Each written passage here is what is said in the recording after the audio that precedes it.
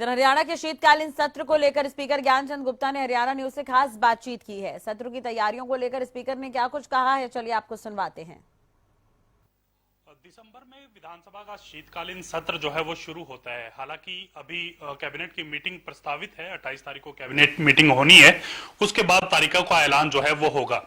उसी पर चर्चा करने के लिए मेरे साथ विधानसभा अध्यक्ष ज्ञानचंद गुप्ता साहब मौजूद हैं। सर, सबसे पहले तो शीतकालीन सत्र के बारे में जानना चाहेंगे, कब तक ये प्रस्तावित होता है आमतौर पर?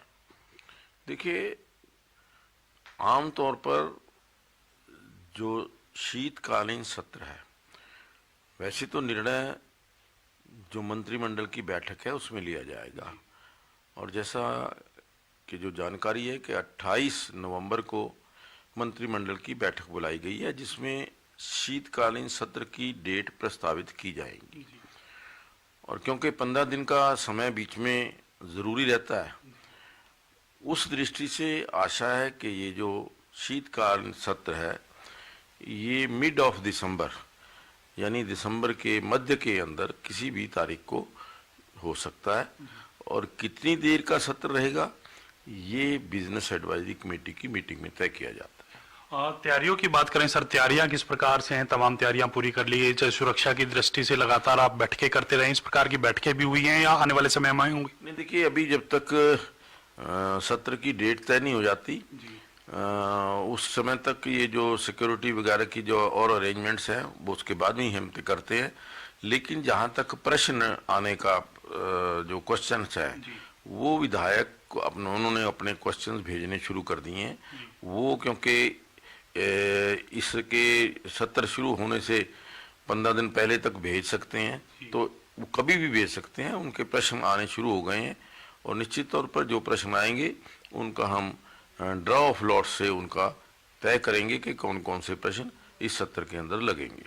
एक फैसला सर चंडीगढ़ प्रशासन की तरफ से लिया गया है स्कूलों को लेकर के।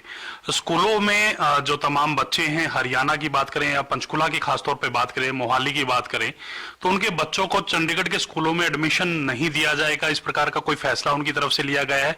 आपकी तरफ से भी राज्यपाल को पत्र लिखा गया है, क्या कुछ है पूरा मामला सर? देखिए, चंडीगढ़ प्रशासन समय समय पर तुगलकी फरमान जो है वो सुनाता रहता है।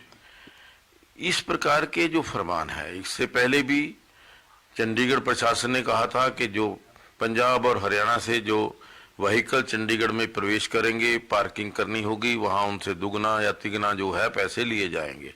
लेकिन बाद में उन्होंने वो फरमान जो था वो वापस लिया। इसी प्रकार से एक फरमान जो पहले जारी कर चुके हैं कि जो 8वीं क्लास के बाद बच्चों को चंडीगढ़ के स्कूलों के अंदर एडमिशन नहीं मिलेगी। और इसी प्रकार से अब जो इकोनॉमिकल वीकर सेक्शन के बच्चे हैं, देखिए, जो आर्थिक रूप से कमजोर है वो तो कमजोर है, उसको कि चंडीगढ़ के आर्थिक कमजोर बच्चे जो अलग हैं, हरियाणा के आर्थिक दृष्टि से कम बच्चे अलग हैं या पंजाब के अलग हैं, मुझे नहीं समझ में आता कि इस प्रकार के निर्णय क्यों किए जाते हैं। बजाय इसके कि संख्या जो है स्कूलों की बढ़ाएं। और दूसरी बात, चंडीगढ़ जो है वो हरियाणा की कैपिटल है, हरियाणा की राजधानी है। हरियाणा के बहुत सारे, एक दो नहीं, हजारों जो कर्मचारी हैं वो चंडीगढ़ के अंदर नौकरी करते हैं और वो पंचकुला के अंदर रहते हैं या आसपास के क्षेत्रों के अंदर रहते हैं। अब उनके बच्चों को चंडीगढ़ के अंदर शिक्षा से परे रखा जाए, शिक्षा उनके बच्चों को न दी जाए, मैं समझता हूं कि ये ठीक नहीं है। मेरिट के आधार पर होना चाहिए निश्चित तौर पर, लेकिन ये नहीं है कि चंडीगढ़ के लोगों को मेरिट और है, पंजाब के और हरियाणा के बच्चों के लिए मेरिट और है। इसी प्रकार से जब ये जो एडमिशन्स होती हैं यूनिवर्सिटी के अंदर, मैंने पहले भी एक विषय उठाया था कि पंजाब यूनिवर्सिटी के अंदर जो 85% जो कोटा है वो चंडीगढ़ का है एडमिशन्स के अंदर, 15% कोटा जो है वो रेस्ट ऑफ इंडिया का है। तो उस दृष्टि से चंडीगढ़ को एक अलग से टेरिटरी बना करके बच्चों के लिए जो एडमिशन्स हैं या शिक्षा है, उनका जो शिक्षा का अधिकार है, जो हमें फंडामेंटल राइट्स है, उस शिक्षा के अधिकार से वंचित किया जा रहा है। एक आपने पत्र भी लिखा है राज्यपाल के को, जो चंडीगढ़ के एडमिनिस्ट्रेटर भी हैं, उनकी तरफ से आपके पत्र का कोई जवाब अभी तक आया सर? अभी तक मैंने, क्योंकि पत्र लिखे 3-4 दिन हो गए हैं, अभी तक उसका कोई रिप्लाई नहीं आया है। लेकिन मैं समझता हूं कि इस विषय के ऊपर गंभीरता से विचार किया जाना चाहिए। क्या इसके पश्चात भी कोई और निर्णय आने वाला है जिससे कि चंडीगढ़ का जो करैक्टर है, एक चंडीगढ़, पंचकुला, मोहाली ट्राई सिटी है, एक ट्राई सिटी का अपना करैक्टर है, उस करैक्टर को तोड़ने का प्रयास किया जा रहा है। तो मैं समझता हूं कि चाहे वो एजुकेशन है, चाहे वो परिवहन है, चाहे वो और अदर सर्विसेज हैं।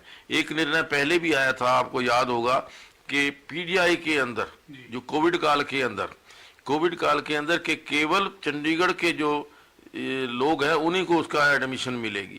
तो इस प्रकार के निर्णय मैं समझता हूं कि ठीक नहीं है, ये आपस के अंदर भाईचारे को तोड़ने वाली बात है। अगला सवाल सर मेरा पंचकुला के बतौर विधायक के तौर पर आपसे रहने वाला है। पिछले 9 साल में विकास की अगर बात की जाए तो पंचकुला में कितना विकास आप देखते हैं सर? देखिए, कम से कम मैं आपको कह सकता हूं कि मैं जितना विकास हुआ है पिछले 9 साल के अंदर, उससे मैं संतुष्ट हूं। आज जो पंचकुला उपेक्षित पंचकुला था, आज वो पंचकुला विकसित पंचकुला बन चुका है। पंचकुला के साथ जो भेदभाव 2014 से पहले किया गया, या यूं कह लीजिए, चाहे वो चौधरी भूपेंद्र सिंह हुड्डा जी मुख्यमंत्री रहे हों, चाहे वो चौधरी भजनलाल जी रहे हों, चौधरी ओम प्रकाश चौटाला रहे हों, पंचकुला के विकास की दृष्टि से कोई भी काम उन्होंने पंचकुला के लिए नहीं किया। लेकिन हमारे मुख्यमंत्री आदरणीय मनोहर लाल जी ने एक नारा दिया था शुरू में कि सबका साथ, सबका विकास, सबका विश्वास। उसी का पालन करते हुए आज पंचकुला का विकास जो है उतना ही हुआ है जितना बाकी क्षेत्रों के अंदर हुआ है। मैंने मुख्यमंत्री जी से कहा था कि पिछले 48 साल के अंदर विशेष तौर पर पंचकुला के साथ भेदभाव हुआ है, पंचकुला के साथ न्याय नहीं हुआ है। तो उस दृष्टि से मुझे इस बात का भी संतोष है कि हमारे आदरणीय प्रधानमंत्री नरेंद्र मोदी जी जो 5 साल पंचकुला के अंदर रहे थे, वहां से केंद्र की तरफ से भी जो बहुत बड़े अच्छे प्रोजेक्ट जो बहुत देर से अवेटेड थे, वो प्रोजेक्ट इस कार्यकाल के अंदर आए। चाहे वो पंचकुला से लेकर के यमुनानगर तक नेशनल हाईवे की दृष्टि से, चाहे national institute of fashion technology की दृष्टि से, चाहे वो नेशनल इंस्टीट्यूट ऑफ आयुर्वेदा जो पंचकुला के अंदर बन रहा है 500 करोड़ रुपए की लागत से, या पंचकुला के जो धार्मिक स्थल है माता मनसा देवी जो सिद्ध पीठ है उसके लिए 25 करोड़ रुपया, और गुरुद्वारा श्री नाडा साहब के लिए 25 करोड़ रुपया। तो उस दृष्टि से भी केंद्र की तरफ से भी बहुत अच्छी सहायता पंचकुला को मिली है। और हमारी सरकार ने जो रुके हुए कार्य थे, बहुत बड़े बड़े रुके हुए कार्य थे, उन सभी कार्यों को पूरा किया है। आज सेक्टर 20 के अंदर जो 30 साल 25 साल पुरानी डिमांड थी कि सेक्टर 20 या सेक्टर 12A इसके अंदर पुलों का निर्माण होना चाहिए, आज 75 करोड़ रुपए की लागत से उन पुलों का निर्माण जारी है। तो मैं समझता हूं कि आज पंचकुला चंडीगढ़ से कहीं स्वच्छ, सुंदर और हरा भरा पंचकुला बन चुका है। शुक्रिया सर बातचीत करने के लिए। ये थे विधानसभा अध्यक्ष ज्ञानचंद गुप्ता साहब, और इनका साफ तौर पे कहना है कि विधानसभा का जो शीतकालीन सत्र है वो अमूमन जो है दिसंबर के मध्य में जो है वो प्रस्तावित होता है। हालांकि 28 तारीख को जब कैबिनेट की मीटिंग होगी उसमें कुछ फैसला लिया जा सकता है। इसके साथ साथ पिछले 9 साल के अगर पंचकुला के कार्यकाल की बात की जाए तो पिछले 9 साल में जो चहुमुखी विकास जो है वो पंचकुला का हुआ है। चंडीगढ़ से खूबसूरत जो है वो पिछले 9 साल में पंचकुला बना है। इसके साथ साथ चंडीगढ़ प्रशासन का जो स्कूलों का फैसला लिया गया है, एक हरियाणा और पंजाब के जो तमाम बच्चे हैं इकोनॉमी वीकर सेक्शन के जो बच्चे हैं उनके एडमिशन को लेकर कहीं ना कहीं जो फैसला लिया है उसको तुगलकी फरमान जो है विधानसभा अध्यक्ष यहां बताते हुए नजर आई। कैमरामैन राजेश के साथ मैं रवि कालिरमन, हरियाणा न्यूज, चंडीगढ़।